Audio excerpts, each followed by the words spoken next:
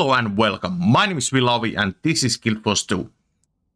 So, this will be a series of beginner tips and tricks for new and returning players. I already posted one video, but after checking that, I realized that it's too long, so I will do segmenting on these videos. I will be going through now only Tyria and Heart of Thorns Masteries, and let's get the UI in. Here we have it. And I'm currently on line charge, and I can easily show. So basically, this will tell you if you have, if you are in the area, which gives you experience for certain masteries. So in Central Tyria, there is 3 lines: Pact Commander, Legendary Crafting, Fractal Attunement. The most important mastery which everyone should take is the Advanced Logistics. It will give you auto loot, and that way you don't miss your precious loot when you are running through the area. So this should be your primary focus when you start the game. Whether you are new player or returning player, but you haven't done the masteries before. Then it's all about your preference. I mean, there's a Legendary Crafting. These are for the collections, which you can see under here.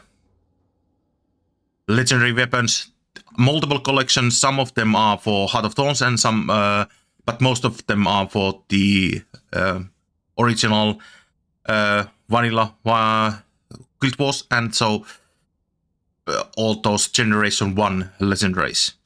Pretty much what these will do, they will lead you that you get the precursor once you have done it. Then of course there is the Fractal Attunement, and these will help you on the fractals if you like that content, and these will also give you extra rewards when doing the fractals. So if you like to do fractals, go this way. The total amount of mastery points you need to complete all these is 49 points. And each tier costs, like you see here, is that, for example, level 4 on Pact Commander, it will cost you 5 points. And last one, 8 points, and you can just total these up, which is just that the thing. So you may ask how I can get these mastery points. Well, first you need to have a level 80 character, and you need to, of course, play certain areas and get the achievements. There are achievements if you do all the personal stories. Many of these, most of these will give you like for example Victory, that this is the last story mission, and so on the personal story. So these will give you mastery points. Then of course there is this Living World Season 2. If you go just through the story, this will be filled of 8 mastery points. They also added, which is very nice of ANET, they added also this Mastery Insights. So this is total of 9 mastery points. So all in all, if you own the Living World Season 2 and you do the Mastery Insights, you already have 17 points. Then there are, of course, you can get points from fractals. There are a lot of fractal achievements. You just need to do certain challenges there. Most of them are pretty easy, but some might take a little bit more taking. But for example, there is one in the what was the, well, anyway, so basically you just need to kill all the chickens in the fractal and you get it there. So it's pretty easy. Just tell your group that you need this achievement, and it's just yeah, out of clock. So urban battleground just so easy to get. And of course, world bosses in Silverways, Tritop, and that sort of thing. There is plenty of places where you can get those points. Here we are in Silverways. This is absolutely best map, well, on my eyes, to get your mastery experience. Basically, you just jump on, if there's a squad, just jump with the squad. You will go through these outposts, Red Rock Bastion, Indigo Cave, Blue Oasis, and Amber Sandfall, and just participate on events, jump to the next one, and just go through a cycle, getting all the experience. And once, well, currently the end meta is going, so once the end cycle starts, you will first, of course, kill all the champions, and you will then, at the last, you will kill the fine frat. And with luck, you can actually get also some of the mastery points in here if you are lucky to see the legendary bosses in here. And each legendary boss will give you 1 mastery point, and if you kill all 4 of them, you will get extra mastery point just completing that you killed all of them. So absolutely best way to get your experience just in here. And also, one point is that you will, of course, get a lot of loot, and you can get also gold and everything else. But you can also just, for example, just do map completions. Just doing map completions, you will earn a lot of experience as well, because you always earn experience based on your level. So even just on the lower level zones, you get tons of XP, even though you are just killing something like a level 10 mob. Alright, here we are in Verdant Brink. This is the starting map on Heart of Thorns when you start your story. First of all, you need to run through the Silverways to get here. But after you start here, you immediately get access to the first of 2 mastery lines in Heart of Thorns, which will be the gliding and its a lore. Of course, you need to do complete the first story part to actually open these. The main lines in Heart of Thorns are the gliding, its a lore, exalted lore, and Nuhok lore. You also see that here is also raids and ancient magics. Raids is purely for raids, and ancient magic is for the Living World Season 3.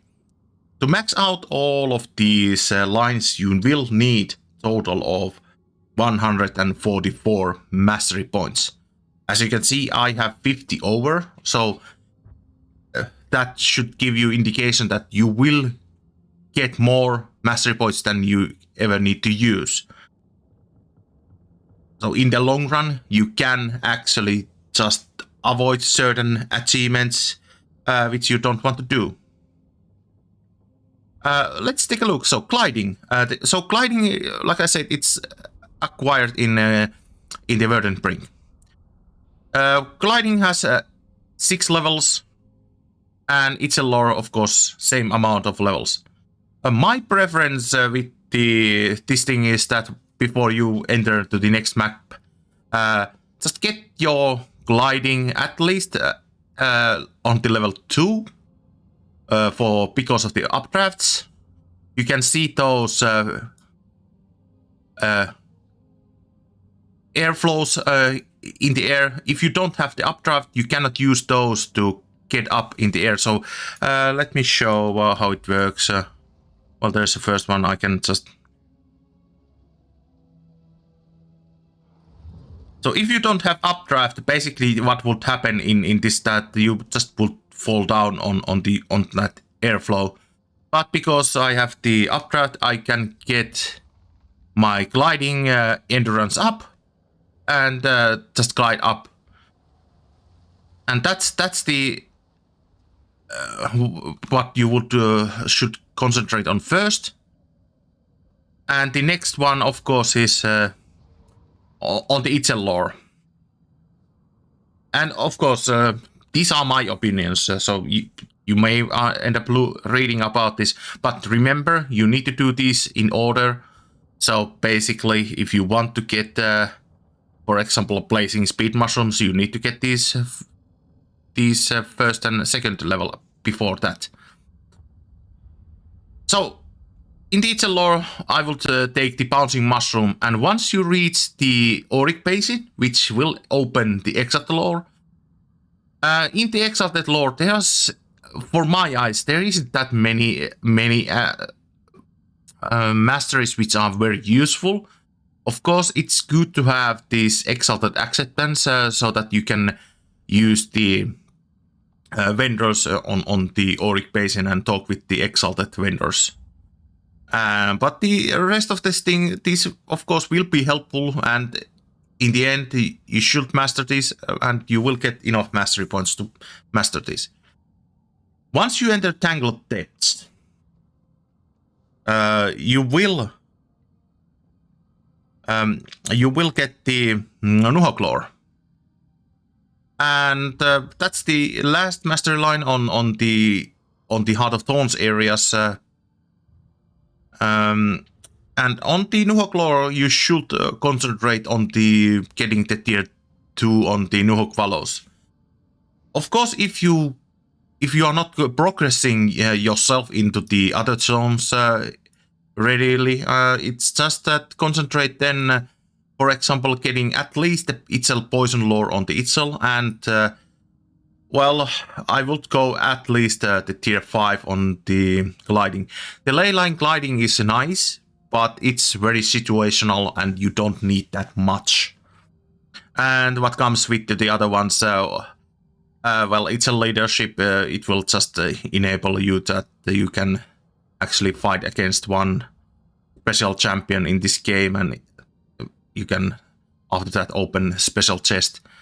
The Adrenal Mushroom is more useful because pretty much when you touch the Adrenal Mushroom, it will recharge all your skill automatically, and with those mushrooms, I think it's very short cooldown, something like I would say 30 seconds to 1 minute, so you can easily recharge your long cooldown skills more than waiting actually them itself. And for rest of this stuff, basically, I mean, Nuhok stealth detection is nice to have so that you can see some of the invisible people and mobs, but other than that, it's just that not that useful. Yeah, like I said, raids, pretty much once you have killed one raid boss, in the wiki it says that you need to kill either one raid boss in Forsaken Thicket, which is the first raid wing in this game, or one raid boss in Bastion of Penitent, which is actually raid wing 4. So I'm just wondering, but it should give you this line in all of those raids, but I'm not sure if the wiki is wrong or correct, and I cannot test it because obviously I have all this already. And then of course this is the Ancient Magic, which is for the Living World Season 3 maps, which are the Dragon's Mons, Ember Bay, here is Bloodstone Fen, Lake Doric, Bitterfrost Frontier, and of course the last one, the Siren's Landing. If you participate on whole meta from start to finish, you can easily earn with the boosters over 1 million experience easily. Just have your experience booster, and if you have birthday boosters, and just stack them up and have even your guild booster on, and you get tons of experience.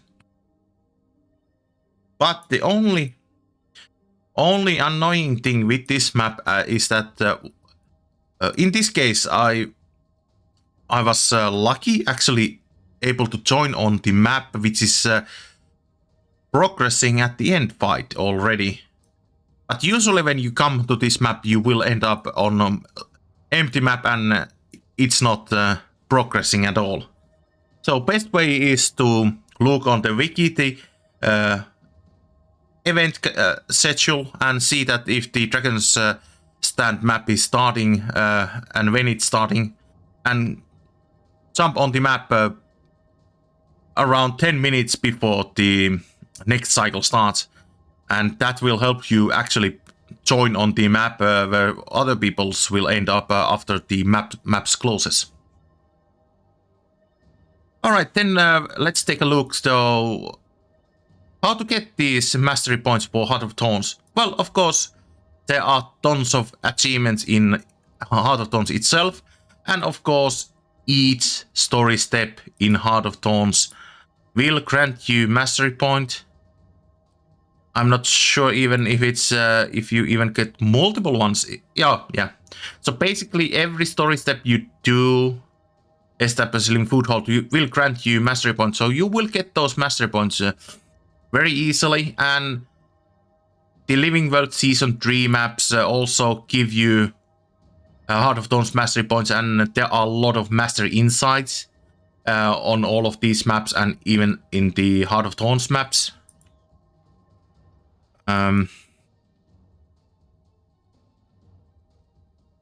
Only exception seems to be that there isn't any in the Dragon's Stand, but in the Dragon's Stand there are those so-called strong boxes, and you get mastery points from there.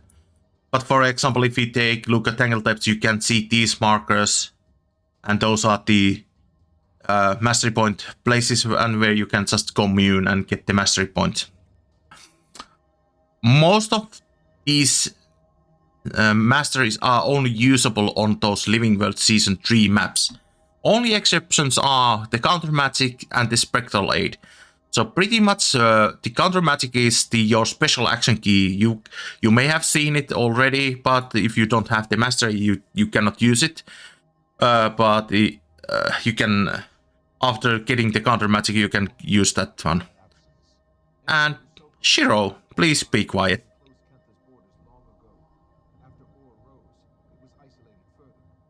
And the Spectral Aid is the second one. So when you go down, you will get extra skill. Normally, people have the, of course, you can do the one normal attack, and you have special attack and your revive skill, and then you have this Spectral Aid, so you can, it will create AoE pushback.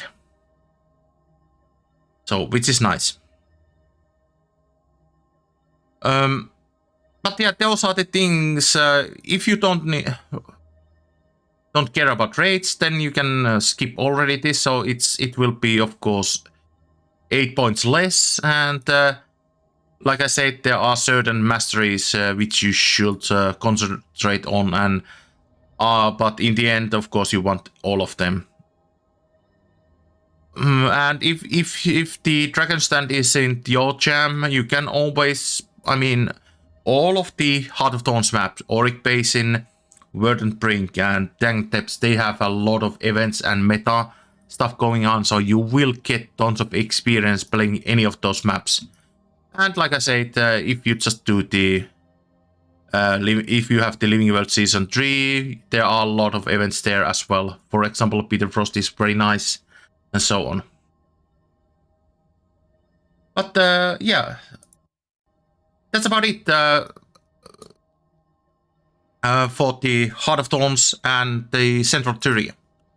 Hopefully this is informative for you, and if you like this video, just leave thumbs up, and always I will take comments regarding my videos. And if you really like my content, just subscribe to my channel, and then you will get your notification any new content I will release. I will see you on the next episode. Bye!